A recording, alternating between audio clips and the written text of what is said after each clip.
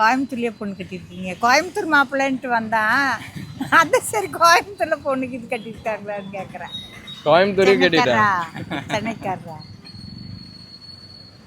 கோயம்புத்தூரே கல்யாணம் பண்ணமா புதுசா, அதனால கோயம்புத்தூர் மாப்பிள்ள. சரி சரி சரி, சந்தோஷம். உங்களுக்கு என் கோயம்புத்தூர் ரொம்ப பிடிக்குமா?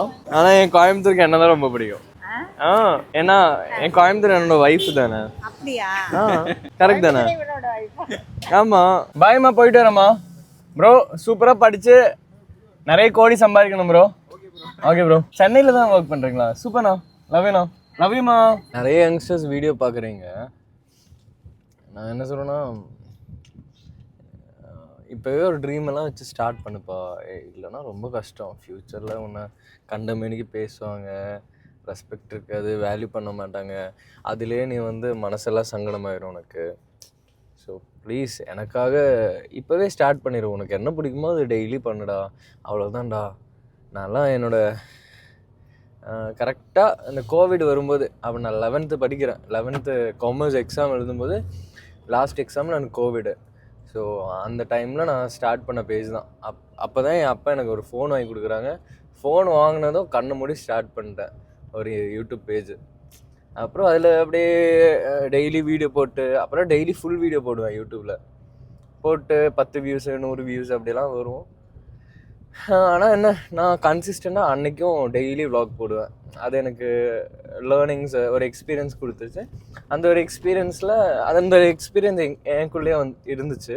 அப்புறம் நான் கோயம்புத்தூர் வந்தேன் வேலைக்காக. ஒரு கூலி வேலை, லைக் ஒரு எம்ப்ளாயியாக டெக்ஸ்மோவில் 11,000 rupeesக்கு ஒர்க் பண்ணிகிட்டு இருந்தேன். 9 months ஒர்க் பண்ணேன். சைடில் கோயம்புத்தூர் மாப்பிள்ளைன்னு ஸ்டார்ட் பண்ணி வீடியோஸ் எல்லாம் போஸ்ட் பண்ணிகிட்டு இருந்தேன்.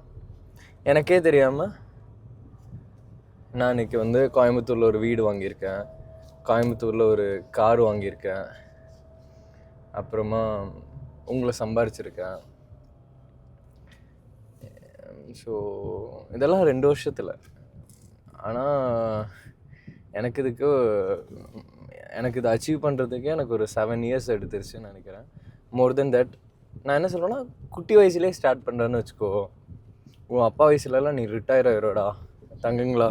யங்ஸ்டர்ஸ் ப்ளீஸ் எனக்காக நீ நினச்சா உலகத்தையே வாங்கிடலாம்டா. ப்ளீஸ் ட்ரை பண்ணு. உன் ட்ரீம்ஸை பெருசாக வை. எனக்கெல்லாம் அந்த கார் ட்ரீமே கிடையாது தெரியுமா. பட் நிறைய பேருக்கு இது ட்ரீமாக இருக்குது. ஏன்னா அவங்களோட ஆசை அவ்வளோதான்.